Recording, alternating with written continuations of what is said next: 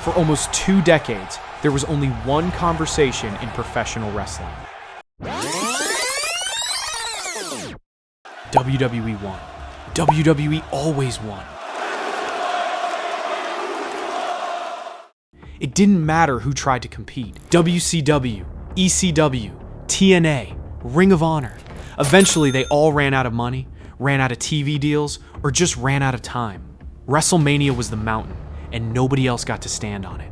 Then a billionaire's son who grew up as an obsessive wrestling fan, the kind of guy who was posting on message boards about tape trading and Japanese indies before it was cool, decided to spend his own money to build a promotion from scratch. Everybody said he'd fail. Everybody said it was a rich kid's toy.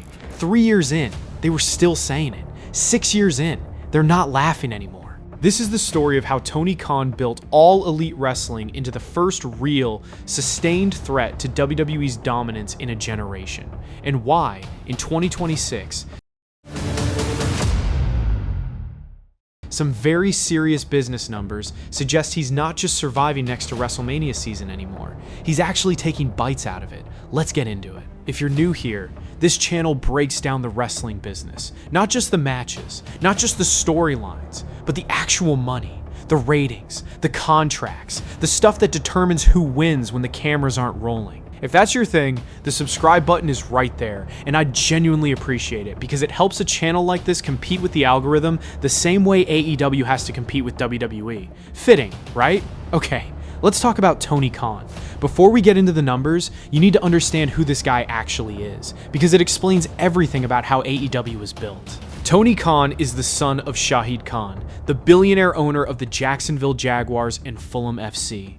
Tony grew up genuinely, obsessively in love with pro wrestling, not as a business opportunity, but as a fan. He's talked openly for years about being the kid who knew every wrestler's finishing move, who could name random mid-card guys from territories that folded before he was born. He worked in football operations for the Jaguars. He built advanced statistical models for soccer. This is a numbers guy, a spreadsheet guy, a guy who thinks about wrestling the way a sabermetrics nerd thinks about baseball. So when he finally got the chance to build a wrestling company in 2019, he didn't build it like a fan with a blank check. He built it with a specific thesis. WWE had gotten complacent. WWE had spent years prioritizing soap opera storytelling over in-ring quality, burying independent stars instead of showcasing them, and, critically, signing away almost every major free agent in the business just to keep them off television, not because they had a creative plan for them. Khan's bet was simple. There was a huge audience of wrestling fans who felt like WWE didn't want their kind of wrestling anymore. Hard-hitting, athletic, star-driven, less scripted soap opera, more sport presented as spectacle.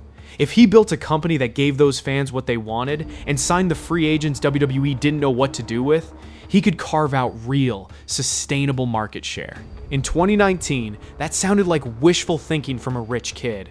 In 2026, it's a documented business strategy that's actually worked. AEW launched in May 2019 with its first pay-per-view, Double or Nothing, and by October, Dynamite was on TNT going head-to-head with NXT in what the internet immediately nicknamed the Wednesday Night Wars. That alone was a statement. Nobody had gone head-to-head with a WWE product on live television since the Monday Night Wars ended in 2001.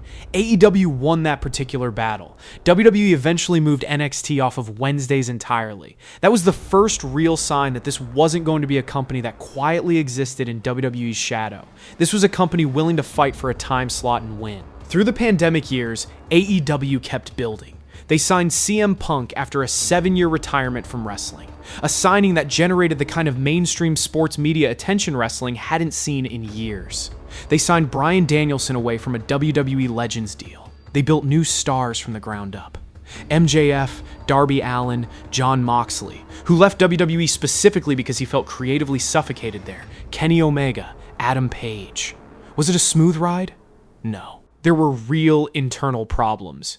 Backstage tensions, a well-publicized incident involving CM Punk and the Elite that spilled into legal territory, and constant media narratives about whether Khan could actually run a company as well as he could book a wrestling card. Wrestling journalists spent years debating whether Khan's obvious passion for the product was actually a liability, whether a guy who wanted to book every single match himself could scale a company the way it needed to scale.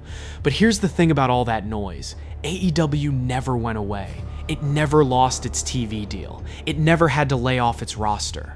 While critics were writing obituaries, Khan kept signing checks, kept touring bigger buildings, and kept quietly building the infrastructure.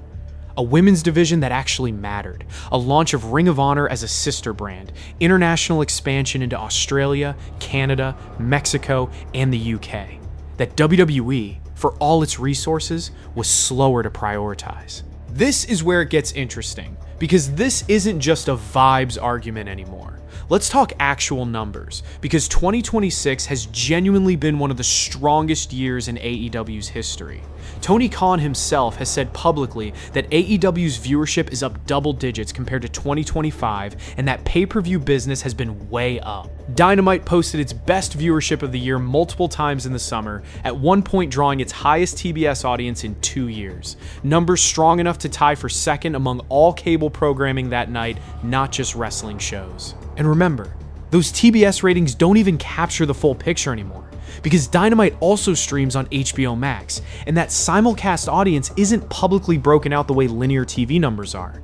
So the real total audience, according to Khan, is very possibly the highest AEW has ever drawn. Attendance has told an even clearer story. Pay-per-view attendance for AEW in the first half of 2026 was up more than 20% compared to the same period in 2025. That's not a marginal bump. That's a company whose live event business is genuinely accelerating. And then there's All In at Wembley Stadium, AEW's marquee summer stadium show, which has become the closest thing the industry has to AEW's own WrestleMania. The 2026 edition was on pace to draw an enormous crowd, building on the previous year's numbers, which had already dramatically outgrown the show's first UK run. And it's not just Tony Khan saying this on his own podcast appearances for hype purposes. Though, to be fair, he does talk about it constantly, and some of his most aggressive claims, like AEW fans allegedly outspending NFL, NBA, and WWE fans combined on streaming services, are self-reported and haven't been independently verified. We should be honest about that. Khan is, by nature, a promoter, and promoters oversell. But the underlying trend, rising linear ratings, rising streaming presence, rising attendance, rising pay-per-view buys, that part is showing up in numbers reported by outlets that track this stuff independently, week over week, all year. Here's what really separates what Khan built from every failed WWE competitor before him. AEW doesn't just rent established stars, it grows new ones. Look at the roster today. Names like Will Ospreay, Mercedes Moné, Swerve Strickland, Willow Nightingale. These are performers who either came up through AEW's system or found a version of stardom in AEW that eclipsed what they'd had anywhere else, including WWE. Mercedes Moné, who left WWE as Sasha Banks amid a very public dispute over creative control, has become arguably the single biggest crossover star in AEW's women's division, drawing hometown pops in cities like Boston that rival anything on the main roster. That's the thing critics of the WWE always wins narrative miss. WWE has more money. WWE has more TV real estate. WWE has decades of brand equity and a direct-to-consumer streaming relationship with Netflix that dwarfs anything AEW currently has. Nobody serious is arguing AEW has surpassed WWE in overall revenue, total audience, or global reach. It hasn't, not even close. WWE's SummerSlam weekend and WrestleMania weekend still dwarf anything AEW produces in terms of ancillary business, sponsorship dollars, and mainstream media saturation. But beating WrestleMania's product doesn't have to mean out-earning WWE dollar for dollar. It can mean something more specific and, frankly, more embarrassing for WWE. Proving that WWE's talent development pipeline and creative direction were so flawed that an entirely separate company, built from nothing in 2019, could take WWE's cast-offs and turn them into bigger stars than WWE ever let them become. That's Tony Khan's real receipt. Not, we made more money than WWE. It's, we took the guy you didn't know what to do with, and we made him a legitimate main event star on national television, drawing real money, while you were still figuring out his entrance music. This is the part of the story that gets the most attention online because it's the most dramatic. For years, WWE scheduled its biggest events with almost total disregard for what anyone else in wrestling was doing, because for years, nobody else's schedule mattered. That's changed. In 2026, there's been open, on-record acknowledgement from Khan himself in interviews that WWE has started counter-programming AEW's major shows. WWE owned Lucha Libre, AA announcing a major event in the same market and on the same date as AEW's All Out is a good example. Asked directly whether that's healthy competition or a shot across the bow, Khan didn't dodge the question. He basically said, it's probably both. Think about what that means. A company doesn't spend resources counter-programming an opponent it considers irrelevant. You don't send Lucha Libre AA into the exact same city on the exact same weekend as All Out because you're not worried about it. WWE's own scheduling behavior in 2026 is, in its own way, one of the strongest pieces of evidence that Tony Khan has built something WWE actually has to defend against, not ignore. That's a genuinely new dynamic in the industry. For 20 years, WWE didn't have to think about anyone else's calendar. Now it does. Now, if this channel is going to have any credibility, we have to be straight with you about the parts of this story that don't fit a clean Tony Khan is winning narrative, because there are real ones. First, scale. Even AEW's best weekly viewership numbers in 2026, in the high 700,000s, are still a fraction of what WWE's Raw and SmackDown typically draw. WWE's move to Netflix for Raw represented one of the largest media rights deals in wrestling history, and it put WWE programming in front of a subscriber base that dwarfs cable television's entire audience. On a pure eyeballs basis, WWE is still the dominant company in professional wrestling by a wide margin, and there's no credible argument otherwise right now. Second, creative pacing criticism. Some of AEW's own talent has reportedly grown frustrated with lengthy show overruns. Dynamite running 20, even 30+ minutes over its broadcast window on multiple occasions in 2026. That's a real structural issue. It can hurt viewership metrics on linear TV, frustrate affiliates, and, according to some wrestling media reporting, frustrate performers who feel like the show's pacing undercuts the in-ring product AEW is supposed to be known for. Wrestling journalists like Brian Alvarez have specifically flagged this as an internal sore spot. Third, head-to-head battles don't always go AEW's way. When NXT and Dynamite have gone directly against each other during the fall, which has happened for several years running when Dynamite gets preempted into an unfamiliar night by baseball coverage. NXT has actually won that ratings battle multiple times in a row. I bring all of this up not to undercut the thesis of this video, but because a story that pretends WWE has no advantages left isn't a true story. It's just a different kind of hype. Tony Khan himself, to his credit, doesn't usually claim he's overtaken WWE in scale. What he claims is momentum, trajectory, and specific wins. Record viewership for AEW itself, record attendance for AEW itself, a roster that's the envy of the wrestling world. Those are different and more defensible claims. So let's define the thesis properly, because beating WWE is doing a lot of work in that title, and I want to be precise about it.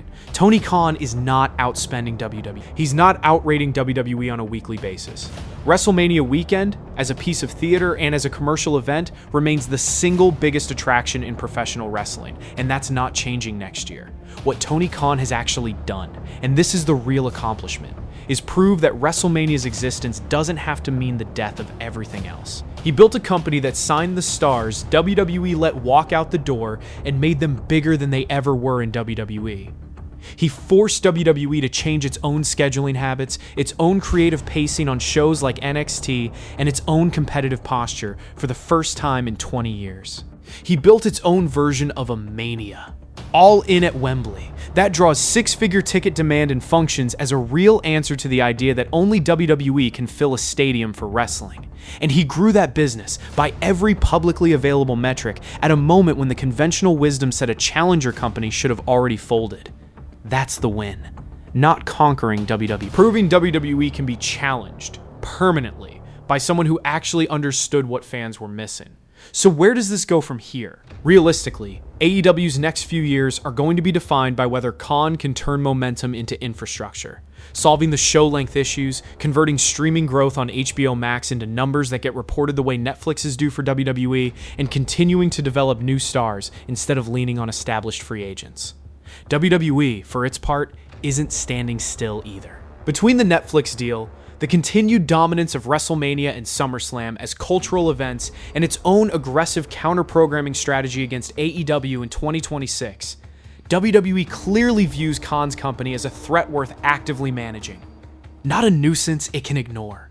And honestly, that tension is good for wrestling fans. For years, WWE had zero incentive to improve because there was no alternative serious enough to force its hand. Now there is. Every time AEW draws a record crowd, WWE has to think about it. Every time Tony Khan signs a free agent WWE let go, WWE has to explain why. That competitive pressure is the best thing that's happened to the wrestling business in 20 years, regardless of which company you personally prefer. So, did Tony Khan beat WWE's WrestleMania product? Not in the way a headline wants you to believe. WWE is still bigger, still richer, still the industry's dominant power by nearly every measure that matters at scale. But Tony Khan built the first company in a generation that WWE actually has to respect, schedule around, and compete against for talent, attention, and relevance. He took the fans WWE forgot about, the wrestlers WWE didn't know how to use, and turned them into a business that's growing, right now, in real time, while plenty of smart people said it couldn't be done. That's not a headline. That's a receipt. Let me know in the comments. Do you think AEW's momentum is sustainable, or is this a peak that levels off once the free agent wave dries up? I read every comment on these videos, and honestly, some of the best breakdowns in this community come from you guys, not me. If you want the deep dive on AEW's TV rights negotiations and what HBO Max actually means for the company's long-term business model, I've got that video linked right here. And if this is your first time on the channel, there's a lot more where this came from. Subscribe, hit the bell, and I'll see you in the next one.